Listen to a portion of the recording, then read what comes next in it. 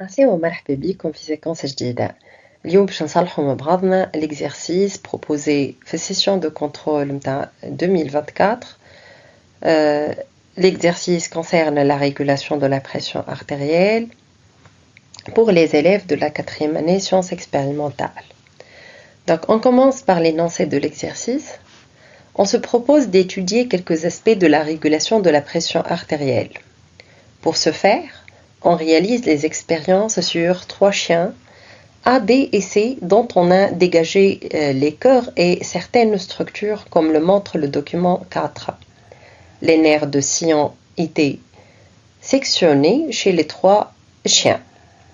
Donc le document 4 ici présente le cœur. Ici vous avez le sinus carotidien, les fibres du nerf de Hering. Ici, vous avez les centres bulbaires, centre sensitif bulbaire, le noyau moteur du nerf 10, le centre vasomoteur. Ici, vous avez le centre médulaire et la chaîne ganglionnaire. Donc, ici, vous avez les fibres sympathiques cardiaques, les fibres sympathiques artériolaires et vous avez aussi le nerf splanchnique qui énerve la médullo-surrénale. Commençons par la première expérience. On provoque chez le chien A une perturbation P de la pression artérielle. La perturbation P, bien sûr, c'est au niveau du sinus carotidien et on suit la variation des 3 paramètres suivants. La fréquence cardiaque, le diamètre d'une artériole, la pression artérielle de l'organisme. Le document 5 représente les résultats obtenus des 3 paramètres, bien sûr. Donc, première question, analysez les résultats de l'expérience 1 et utilisez vos connaissances en vue de petit a, mettre en évidence la relation, mettre en évidence la variation des 3 paramètres étudiés, petit b, de déduire la nature de la perturbation P provoquée au niveau du sinus carotidien. Donc, مطلوب منا une analyse des résultats de l'expérience 1. Donc, le verbe d'action, c'est le verbe analyser. Donc, مطالبين analyse. Petit a, mettre en relation la variation des 3 paramètres et déduire la nature de la perturbation P provoquée au niveau du sinus carotidien. Donc, avant de commencer, on doit décomposer le graphe en parties. Donc, ici, vous avez avant la perturbation P, donc ce qui se passe avant la perturbation, pendant la perturbation P, la deuxième partie, et après la perturbation P. Donc ici, vous avez la première partie, deuxième partie et troisième partie. D'accord? Donc, bima annou moutalbin b'analyse. Donc, analyser, il faut bien sûr mentionner les valeurs. On ne peut pas parler d'une analyse sans valeur. On commence par la première partie. Donc, avant la perturbation P, la fréquence cardiaque est de 70 battements par minute. Le diamètre d'une artériole est de 120 micromètres. La pression artérielle est constante, égale à 12 cm de mercure.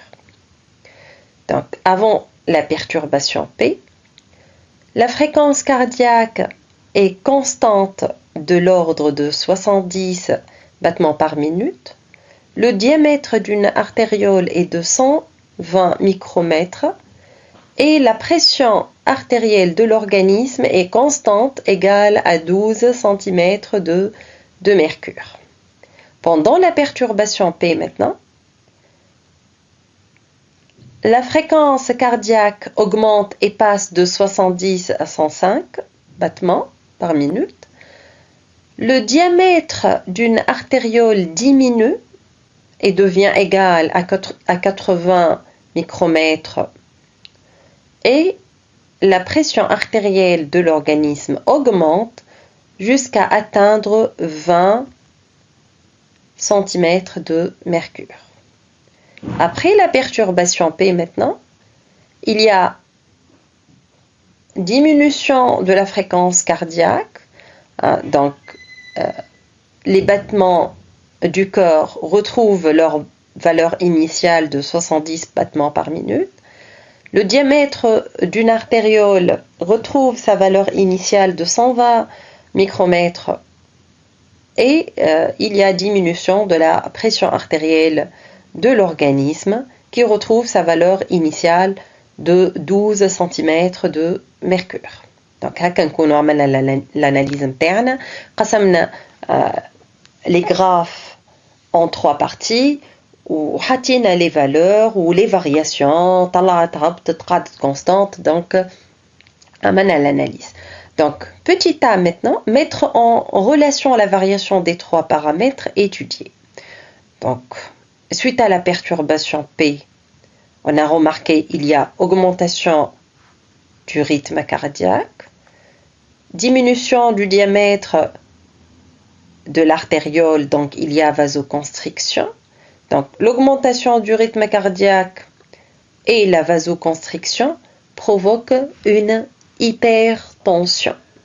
Donc la perturbation P n'est d'autre qu'une hypotension provoquée au niveau du sinus carotidien, et cette hypotension a été corrigée par l'augmentation du rythme cardiaque et par la vasoconstriction. Passons maintenant à la deuxième expérience.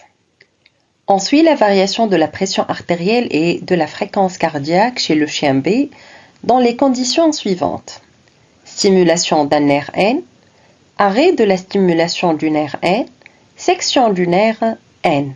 Les résultats sont représentés par le document 6. Donc, analysez les résultats de l'expérience 2 et utilisez vos connaissances en vue de dégager le rôle du nerf N. Déduire les deux noms possibles du nerf N. Petit b, proposez une expérience dont vous prévoyez les résultats possibles permettant d'identifier avec certitude le nerf N. Donc, l'année كالعادة طلب منا une analyse des résultats, donc le verbe d'action c'est le verbe analyser, en vue de dégager le rôle du nerf N et de déduire les deux noms possibles du nerf N. Donc la première situation, avant toute intervention sur le nerf. La deuxième situation, lorsqu'on stimule le nerf N. Troisième situation, lorsqu'on arrête les stimulations sur N. Et lorsqu'on sectionne le nerf N. Donc on va commencer. Pour la première situation, et en absence de toute intervention sur le nerf N, la fréquence cardiaque est de, si vous voulez, 70 battements par minute.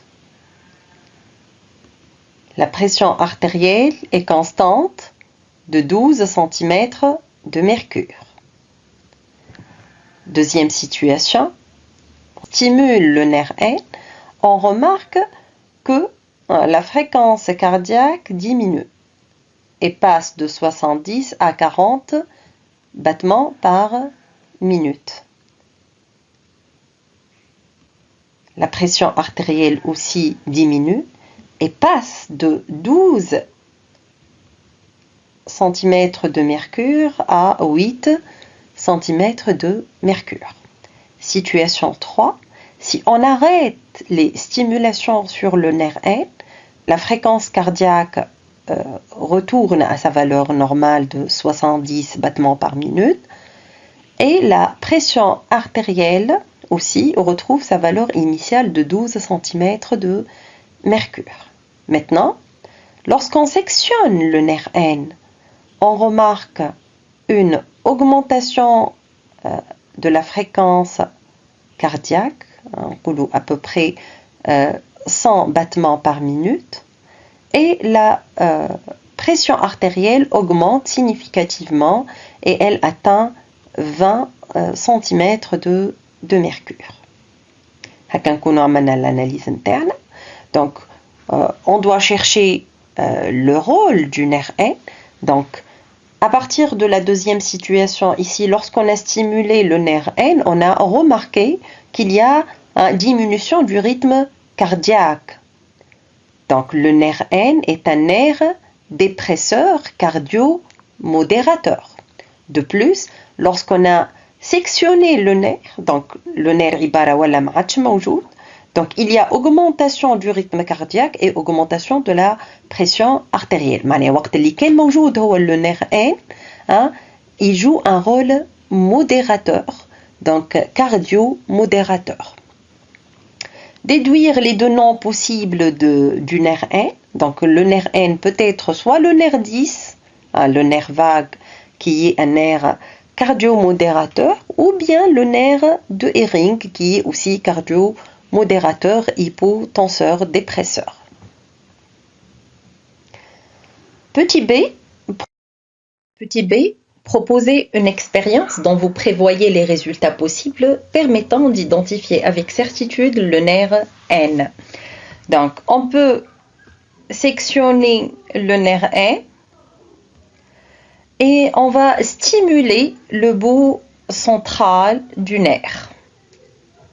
Si la stimulation du bout central entraîne une cardiomodération, donc le nerf N est le nerf de Hering. Ou bien, on stimule le bout périphérique du nerf N. Si la stimulation du bout périphérique du nerf N n'a aucun effet sur la pression artérielle, donc le nerf N est le nerf de Hering. Sinon, on sectionne le nerf N, on stimule le bout périphérique du nerf. Si on obtient une cardiomodération, donc le nerf N est le nerf pneumogastrique ou le nerf 10.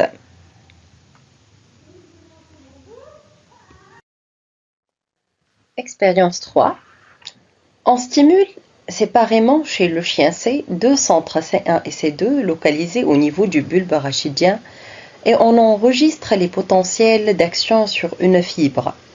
D'abord d'un nerf 10, d'un nerf sympathique. Le document 7 représente les résultats obtenus.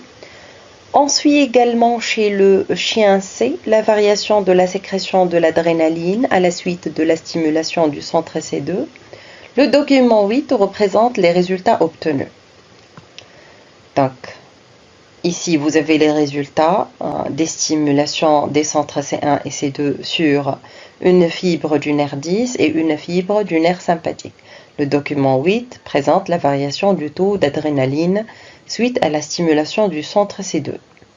Donc, exploitez les résultats de l'expérience 3 ainsi que les données du document 4 et faites appel à vos connaissances en vue d'identifier les centres C1 et C2, de préciser l'effet des stimulations du centre C2 sur l'activité de la médullo-surrénale et enfin de dégager le rôle de chacun des interneurones I1 et I2 indiqués dans le document 4. Donc ici, vous devez faire une exploitation des résultats en vue d'identifier les centres C1 et C2. On doit nommer les deux centres et de préciser l'effet des stimulations sur la sécrétion d'adrénaline et de dégager dans 4 tâches le rôle des interneurones I1 et I2. Donc, la stimulation du centre C1 entraîne une augmentation de la fréquence des potentiels d'action au niveau de la fibre du nerf 10 et une diminution de la fréquence des PA au niveau d'une fibre du nerf sympathique. Donc, le centre C1 est le centre sensitif bulbaire. Alors que la stimulation du centre C2 entraîne une augmentation de la fréquence dPA au niveau d'une fibre sympathique et elle est sans effet sur le nerf 10. Donc, puisque la stimulation du centre C2 a provoqué l'augmentation de la fréquence dPA au niveau de la fibre sympathique, donc le centre C2 c'est le centre vasomoteur. De plus, la stimulation du centre C2 entraîne une augmentation du taux d'adrénaline. Donc ici, vous n'êtes pas censé donner les valeurs, donc c'est pas la peine car il donne, voilà, il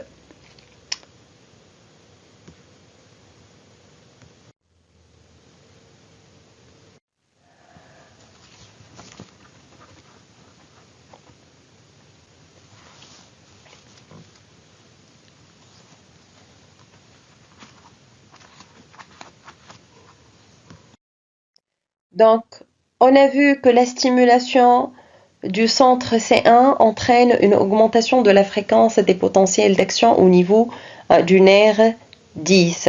Donc, la stimulation de ce centre bulbaire a entraîné l'augmentation de la fréquence des potentiels d'action au niveau du nerf 10. Et d'après le document 4, vous avez l'interneurone I2. Il relie le centre bulbaire au noyau moteur du 10. Donc l'interneurone I2 est un interneurone excitateur.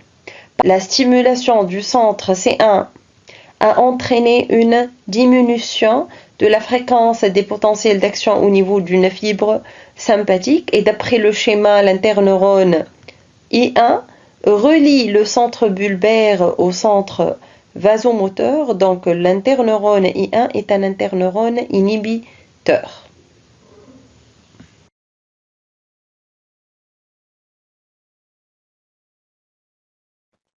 Passons à la quatrième question. Expliquez en vous basant sur les informations tirées précédemment et en faisant appel à vos connaissances le mécanisme nerveux régulateur de la pression artérielle suite à une variation comparable à la perturbation P de cette pression dans l'organisme.